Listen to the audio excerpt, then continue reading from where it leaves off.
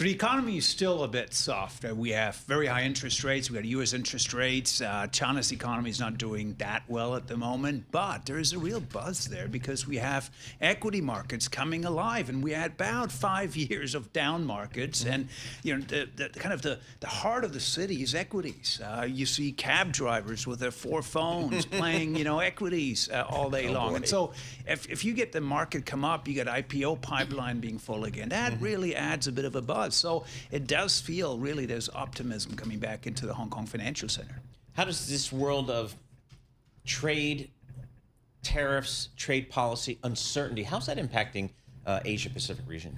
Well, it's a huge headache, right? The region was built on exports and a lot of exports to the U.S. And so there's a lot of apprehension. And it's not just the exports we worry about, it's also the capex that's associated with it, right? And so that's the worry. But on the other hand, if you look at China, for example, China's exports to the United States are only 2.5% of China's economy. Okay. It's not the end of the world if that slows down. Say that again, it's so important. China's exports to the United States are only 2.5% of China's economy. Now, many people intuitively would say it's a much larger share, but actually, if you add direct and indirect exports, about 2.5%, maybe 3% if not everything is statistically captured, but it's not more than 3%. I'll give you a statistic, Paul. 112% of Americans don't know what Fred Neuman just said. So, how are you guys thinking about China here in the short term and also maybe the intermediate 2 to 3 year term? So look, even if only 2.5% of your exports go to the U.S., if you knock 50% of that off, that takes a percentage point off your GDP. That hurts in the short run, right? No doubt about it. But there's about 2.5% of GDP fiscal stimulus in the pipeline this year, and you see a bit of that getting traction.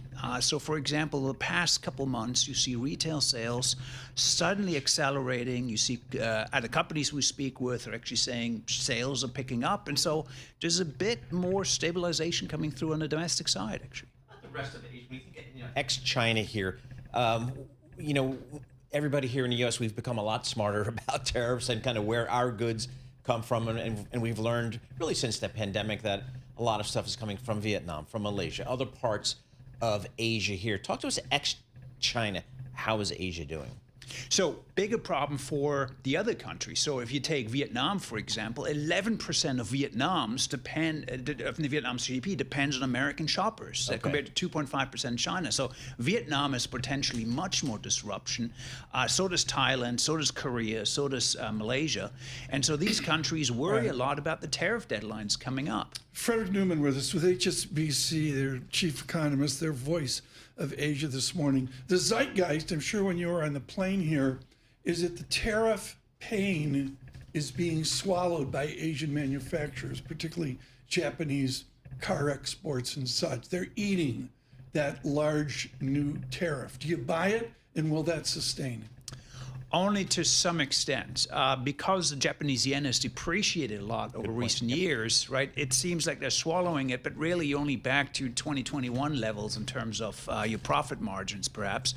So I don't think necessarily it's that big a burden for Asia to carry. In other areas, actually, Asia will pass on these costs because China is the single producer of many, many critical items. There's nobody else who can tell you certain medical, sort of pharmaceutical ingredients, for example. Vitamins, right, come mostly out of China these days.